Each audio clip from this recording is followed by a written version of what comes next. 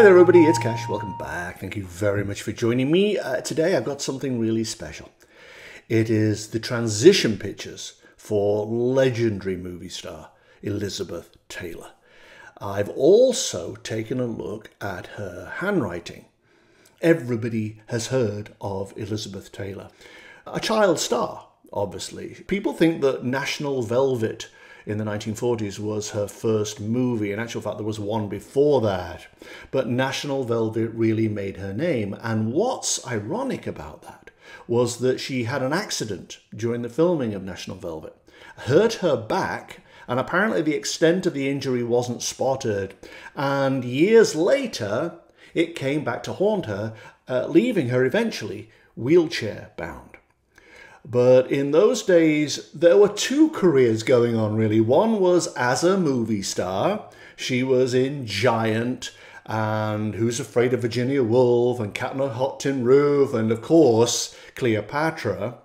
But her other career was like being in the tabloids, being in the press all the time for her marriages. And I mean, Richard Burton, she married twice, but she was married 8 times in all. And also for her wealth. She collected diamonds and had the most fabulous diamond ring in the world at one point, given to her by Richard Burton. And in fact, ultimately, she had a perfume. She saw that Sophia Loren was making a lot of money from a perfume, so she thought, I will do one too. In fact, she did 2. One called White Diamonds. And apparently this made her about 2/3 of $1 billion. So that really was her main career, was marketing perfume. But after a while, she became very, very disenchanted with the studio system in Hollywood. And then I think with the profession generally, especially as she got progressively more debilitated. But then she changed everything around. She founded 2 organizations for research into HIV and AIDS, and that began the next phase of her life. Remarkable woman, admired the world over, notorious for her torrid love affairs, and overall such a fascinating figure that I couldn't wait to take a look at her handwriting. This is what the writing said when I went into the energy of this particular letter. A fierce, strong, even domineering woman at times, and a real force to be reckoned with a desperate need to be listened to, respected, and to get her point across. She had a strong sense of humour and liked to laugh, but was also quite overbearing on occasions and could make people feel small when she disapproved of them. A tremendous amount of emotional stuff was held in. This was used as a lens and a filter through which she viewed the world. But it also haunted her and wouldn't let go. It was as if she carried a backpack around with her filled with emotional bricks. This will become even more relevant when we do the transition pictures in a second. She felt she was right a lot of the time because of what she'd been through. Her history, her experience, and the pain she'd suffered. This qualified her, in her own head anyway, to be a leader, to point the way for others, and to stand for something. Used positively, this style of communication can move mountains. Otherwise, it's destructive and amounts to bullying. Also, she found people frustrating or small-minded. She felt her point when she made one was almost too obvious to explain. It was clear to her, so why couldn't others understand it? It's like, there, look, it's there, right under your nose. That kind of feeling. She was very frustrated by the sluggishness or lack of commitment of those around her. In a way, she came on strong because she wanted them to be strong back. A lot of her overbearing countenance was designed to draw a reaction. She wanted pushback, a counter-argument, even a fight. Something! Show some spine! But that was only one side of her. There was a more good-natured, stylish, flirty, sociable side too. that allowed her to establish strong, grown-up connections with people of like minds. Though even then, I doubt anyone really fully understood her. That's because the motivations for her actions sprang from a range of sources: the past, her upbringing, the voice of authority figures when she was young. She was born in Britain, actually, which is where she was made a dame, but her parents were American, I believe, and her mother was a Christian Scientist, I think. But Elizabeth Taylor later on converted to Judaism because she felt more related to that religion. But she had the voice of authority figures when she was young, a desire for validation, on and on and on. This was all competing in her head. A tumult of thoughts and concerns churned inside of her, seeking expression. But when they surfaced, they came out like buckshot. She was never to be underestimated. There was a sting in her tail and knuckle dusters beneath the velvet glove. A lot of it felt like overcompensation for insecurities, fears, and self-doubt. She was fairly vulnerable deep down, and sensitive and open, in theory. But time and hard knocks had caused many of her finer sensibilities to crust over and become hidden. She was defensive and guarded and tightly wound. To overcome this, she became more cerebral and stepped beyond emotional turmoil to focus on spreading ideas and concepts. She was very dedicated and conscientious, and even level-headed when she applied herself to a task or challenge.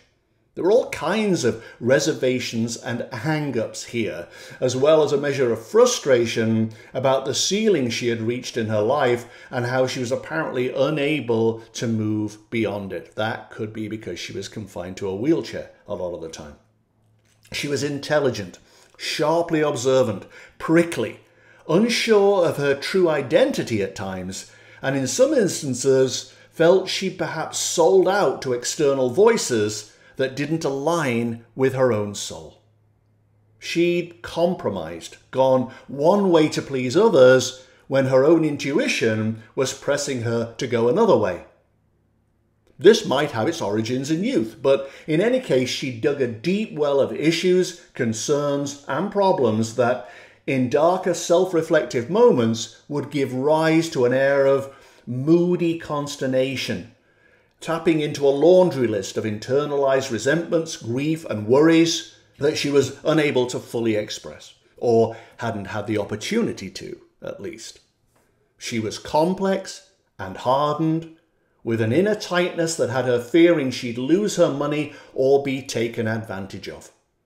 Or maybe she just handled money very, very well. That's another possibility.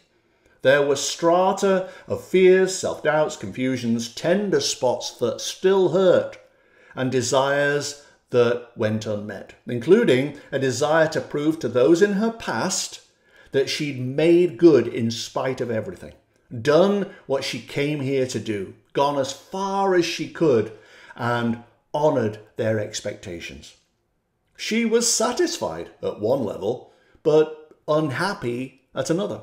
Showy on the surface, or disciplined and withdrawn internally. A big deal to the outside world, but a rather churned up character on the inside. She knew stuff. She understood stuff. She felt she could teach others what's what and what mattered, if only they would listen. Getting them to do so was the problem. Elizabeth Taylor died in 2011 at the age of 79 of congestive heart failure. But she had had a lot of sickness. She'd had a brain tumour and pneumonia and hip replacements, but she died eventually of congestive heart failure. And when I went into her energy for her transition, she was descending a ladder, but a long, long ladder with lots of little steps in it. She had been dying for a while. And the ladder went down and down and down and then across and into the little tunnel that I very often see that heralds the end of the end. And she went along it and burst through a membrane. It was like somebody had put saran wrap over the end of this little tunnel and she had to burst through it. It was finally over. There was a period of adjustment for her. It was almost like she wanted to listen to the ambient sounds around her. The tumult, the noise had been taken away, and suddenly there was silence, ambient noise, nothing happening, nobody talking to her, nobody crowding around her, no fuss, no worries, nothing. And this took a while to get used to. And when I mentioned a backpack full of bricks, this is what she was feeling. In fact, the image that came into my head was of a long sandwich loaf, cut into lots of slices. It was like her life was that. Endless slices. And she, little Elizabeth, was trapped in the final slice, embedded in the crust at the end. And now, every one of the slices was gone. Everything she carried with her, everything she was, everything she meant to people, everything she'd accumulated, every pain and ache and injury, addiction, gone. And she lay there and needed to adjust to being free. And nothing hurt when she stood up. Not her body, not her heart. She was free. And this was what was remarkable for me, because there was nothing here and she felt everything here. I don't know whether that was because of her dedication to Judaism or Christian Science even, but as she stood in that metaphorical cave, I felt God all around. I was swamped with unconditional love. She somehow knew the truth of this moment. She felt that she wasn't going to meet God the way so many Christians do when they die, but that she was among God, that God was in the walls, that God was in her, God was in the space and the ambient noise. In all these transitions, have never felt that before. Somebody who was completely at one with God, with infinite intelligence. And everything that she had been in life or owned in life or been afflicted with in life was now gone, taken away. And she was able to go, okay, there you go. I did my best. I went as far as I could go. Now take it away. I want to lay this burden, this backpack full of bricks down. And when she did, God was everywhere. And of course, ahead of her was the tunnel that I always see. The only thought that occurred to me as she walked up this tunnel was that she felt a cycle being completed. This felt like she was returning to a place that she had originally come from, which is actually true. The drop returns to the ocean. Your spirit returns to infinite intelligence. That's your animating force, your spark of the divine, and it returns to the divine. But she knew this remarkably. And as she walked back up the tunnel, it was almost like the reverse of birth, and she was returning to the womb. There were no surprises.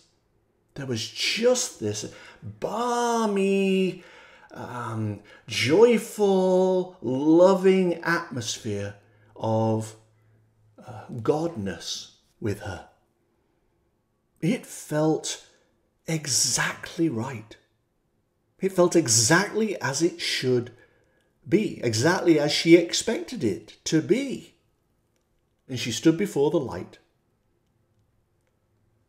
And it felt overwhelmingly beautiful. It felt like if you were in a tent, say, a cotton tent in the desert. The sun is shining, there's a gentle wind blowing, the cotton flaps are billowing, and it just feels perfect, heavenly, heavenly. It just feels heavenly. She embraced the light. Grace embraced her. It was almost like both sides knew that a bargain struck long ago had been fulfilled. She knew it. Grace knew it. Right, welcome home. Well done. You did it all. You fulfilled your remit. Now come on in. And nothing about this felt alien to Elizabeth Taylor. It's what she expected. It was the perfection she was looking forward to and understood. And the whole thing was draped in this feeling of God's presence.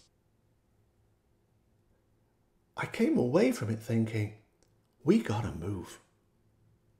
Don't sit around watching television or wasting your life or doing whatever you do that just fills in the hours. We have a limited time in this particular incarnation. Do the most you can with it. Give the most service. Interact the most. Participate the most. Attend the dance. And bust a few moves. And that's what I learned from Elizabeth Taylor. Be deliberate. Be significant in any way you can. Leave a mark. Don't squander your gifts. I must admit, as I wandered up the tunnel with her, in what was essentially God's immediate presence, I felt really insignificant. Like I'd done nothing and was wasting my life. I felt really, really small. She, on the other hand, felt like she had done everything she came to do and was simply going home, free of encumbrances and just embraced by grace and God's love. And that's it. Thank you very much for watching. I'll see you very soon. Thanks a lot, guys. Bye-bye.